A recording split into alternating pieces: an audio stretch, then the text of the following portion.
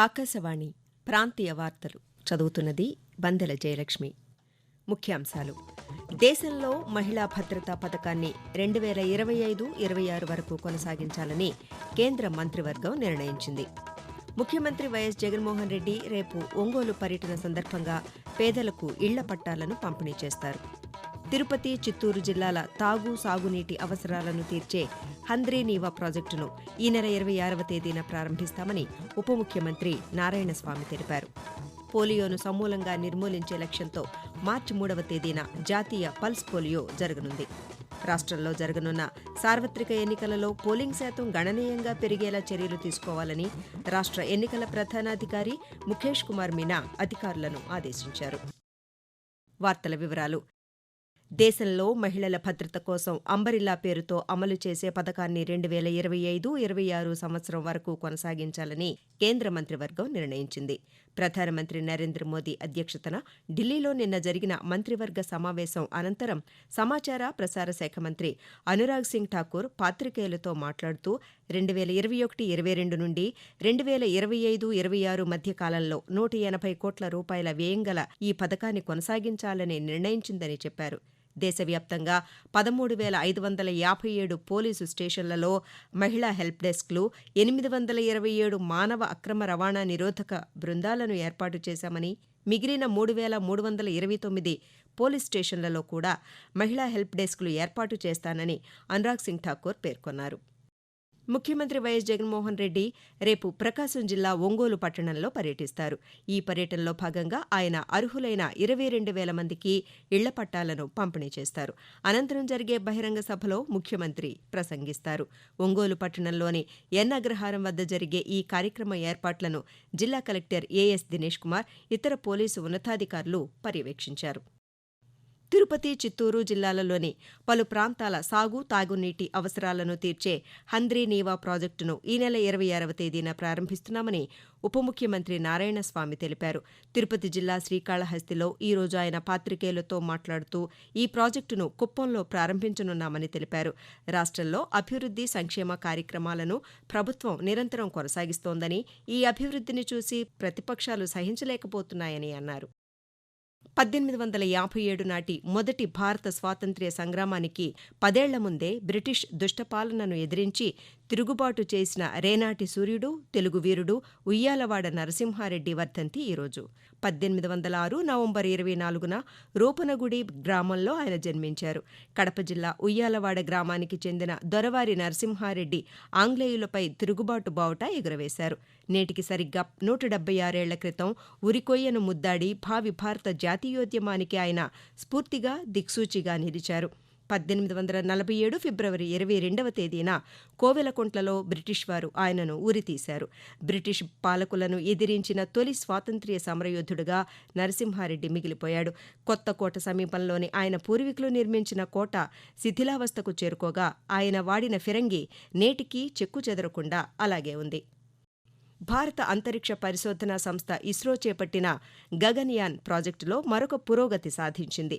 అంతరిక్షంలోకి మానవులను సురక్షితంగా తీసుకువెళ్లడానికి ఉద్దేశించిన CE-20 క్రయోజెనిక్ ఇంజన్ను ఇస్రో సిద్ధం చేసినట్లు ఇస్రో ట్విట్టర్ మాధ్యమంలో తెలిపింది.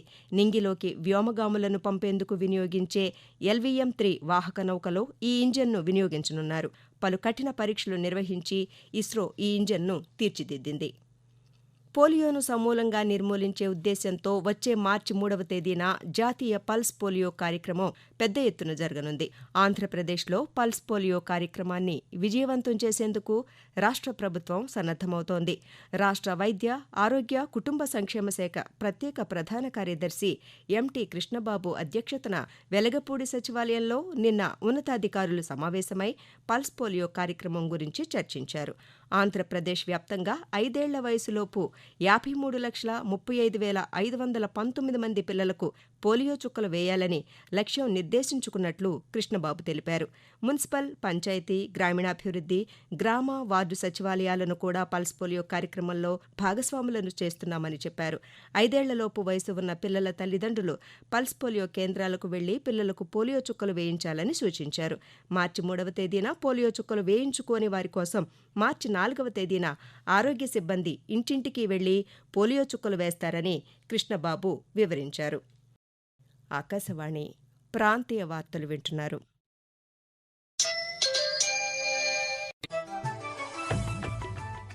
ప్రజలందరి మనసులోని మాట మన్ కీ బాత్. ప్రతి ఒక్కరి సంతోషం అందరిది.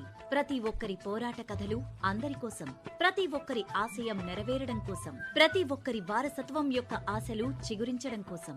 మన నూతన భారతావనిలో ప్రతి నెల చివరి ఆదివారం మన్ కీ బాత్ మనసులోని మాట కార్యక్రమం కోసం వేచి చూద్దాం. మలయాంచల ఎత్తుల నుండి వింధ్యాచల గుమ్మం వరకు, బ్రహ్మపుత్ర ఘాట్ల నుండి హిమాలయాల విస్తరణ వరకు మన ప్రధానమంత్రితో జరుగుతున్న మన్ కీ బాత్ మనసులోని మాట కార్యక్రమంలో తెలుసుకుందాం. ఈ నెల 25వ తేదీ ఉదయం 11 గంటలకి ఆకాశవాణి మరియు దూరదర్శన్ అన్ని ఛానల్స్ లోనూ ప్రసారం. మీరు కూడా ఈ కార్యక్రమంలో భాగస్వాములు కావాలనుకుంటే మీ సమస్య లేదా సలహాలను 180011780కి రికార్డు చేసి ఫిబ్రవరి 23వ తేదీలోపు పంపండి. గుర్తుంచుకోండి, ఫిబ్రవరి 25 ఆదివారం ఉదయం 11 గంటలకు మన్ కీ బాత్ మనసులోని మాట. రాష్ట్రంలో త్వరలో జరగనున్న సార్వత్రిక ఎన్నికలలో పోలింగ్ శాతాన్ని గణనీయంగా పెంచేలా చర్యలు తీసుకోవాలని రాష్ట్ర ఎన్నికల ప్రధానాధికారి ముఖేష్ కుమార్ మీనా స్వీప్ నోడల్ అధికారులను ఆదేశించారు. ఎన్నికల నిర్వహణ, పోలింగ్ శాతం పెంపు తదితర అంశాలపై వెలగపూడి సచివాలయంలో నిన్న ఆయన జిల్లాల స్వీప్ నోడల్ అధికారులతో సమీక్షా సమావేశం నిర్వహించారు. ఈ సందర్భంగా ముఖేష్ కుమార్ మీనా మాట్లాడుతూ పోలింగ్ శాతాన్ని పెంచడానికి జాతీయ, రాష్ట్ర స్థాయిలలో స్వీప్ ప్రణాళికలు ఉన్నాయని, స్థానిక పరిస్థితులకు అనుగుణంగా వాటిని అమలుపరచవలసిన అవసరం ఉందని నోడల్ అధికారులకు దిశానిర్దేశం చేశారు. ఓటు హక్కు ఉన్న ప్రతి ఒక్కరూ, ప్రత్యేకించి గిరిజన ప్రాంతాలలోని వారు పోలింగ్ బూత్కు వచ్చి ఓటు హక్కు వినియోగించుకునేలా అవగాహన కల్పించాలని ఆయన సూచించారు. భారతదేశ విద్యారంగాభివృద్ధికి బాటలు వేసిన మహనీయుడు మౌలానా అబుల్ కలాం ఆజాద్ వర్ధంతి ఈరోజు. ఈ సందర్భంగా దేశ ప్రజలు ఆయనకు ఘనంగా నివాళులర్పిస్తున్నారు. 1888 నవంబర్ 11వ తేదీన మక్కాలో జన్మించిన ఆజాద్ కేంద్ర విద్యాశాఖ మంత్రిగా సుదీర్ఘకాలం సేవలందించారు. విద్యారంగానికి ఆజాద్ చేసిన సేవలకు గుర్తింపుగా కేంద్ర ప్రభుత్వం ఆయనను భారతరత్న పురస్కారంతో సత్కరించింది. 1958 ఫిబ్రవరి 22వ తేదీన ఆజాద్ తుది శ్వాస విడిచారు.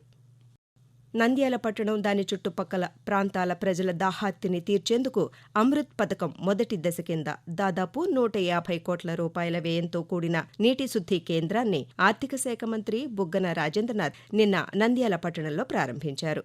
వెలుగోడు బ్యాలెన్సింగ్ రిజర్వాయర్ నుండి వచ్చిన నీటిని శుద్ధి చేసి పంపింగ్ చేయడం ద్వారా నంద్యాల పురపాలక సంఘానికి, ఇతర ప్రాంతాలకు నీటి సరఫరా చేయడం జరుగుతుందని ఈ సందర్భంగా బుగ్గన రాజేంద్రనాథ్ తెలిపారు. మన ప్రపంచం, అభివృద్ధి చెందుతున్న భవిష్యత్తు, పర్యావరణం, ప్రపంచ పేదరికం అన్న ఇతివృత్తంతో ఈరోజు ప్రపంచ ఆలోచనా దినోత్సవం నిర్వహిస్తున్నారు.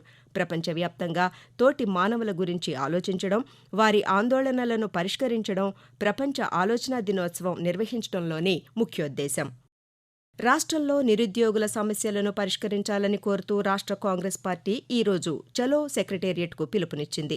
ఈ ఆందోళన నేపథ్యంలో రాష్ట్ర కాంగ్రెస్ పార్టీ అధ్యక్షురాలు వైఎస్ షర్మిలతో సహా ఆ పార్టీకి చెందిన పలువురు నాయకులను విజయవాడ నగరంలోని కాంగ్రెస్ పార్టీ కార్యాలయం వద్ద పోలీసులు అదుపులోకి తీసుకున్నారు. ఈ సందర్భంగా షర్మిల కాంగ్రెస్ పార్టీ కార్యాలయం వద్ద పాత్రికేయులతో మాట్లాడుతూ చలో సెక్రటేరియట్ కార్యక్రమానికి పోలీసులు అనుమతించాలని కోరారు.